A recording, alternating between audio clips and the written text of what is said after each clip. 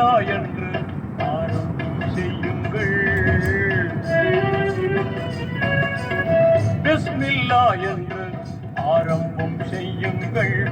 நம் பெருமான் ரசூலுல்லாவின் பாதை செல்லுங்கள். நம் பெருமான் ரசூலுல்லாவின் பாதை செல்லுங்கள். அருளாளன் அல்லாதான், அன்பாளன் அல்லாதான், அருளாளன் அல்லாதான், அன்பாளன் அல்லாதான். திருநாமம் போதிடுவோமே, தீமை நீங்குமே, கொல்லா தீமை நீங்குமே. பிஸ்மில்லா என்று ஆரம்பம்